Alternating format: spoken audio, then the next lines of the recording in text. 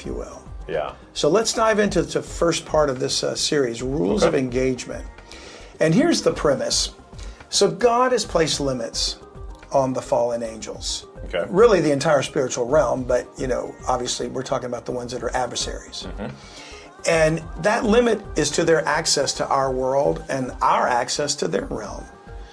This limit is evident to me because fallen angels with their advanced knowledge, power, and capabilities could have easily seized control of the earth long ago if it were permitted. Yeah. Both sides, both humanity and the fallen realm, have defied this limit or divine decree. I'm going to call it a divine decree. There seems to be something that God set in place. And they've broken the rules of engagement. So there's the term, rules of engagement, which is kind of a military term.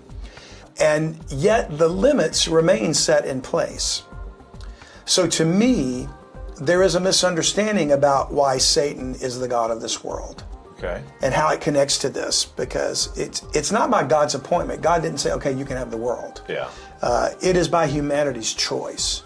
So today we're going to let the Bible reveal the rules of engagement in the ongoing battle of good versus evil. Okay. And hopefully this is going to answer some of those questions that people are like, well, if God's a loving God, why did he allow this or why does he allow that? And I think you're going to... What you just said, I mean, why is Satan the prince of the power of the air? Why is he the God of this world? Why? I mean, yeah, like you said, and God didn't allow that. So how did he get into that position of authority? And when he stood on the mountaintop with Jesus and said, I'll give you all of these kingdoms, well, how did he get all these kingdoms? Yeah, where did that come from? So I'm sure you're going to dive into a lot of those. Are just my initial questions, Scott. There you go. Well, and keep them coming because we're gonna dive into a lot of stuff here, John. Okay. So really, we need to support some of the premises that I've made here, that angels have greater power and capability and technology.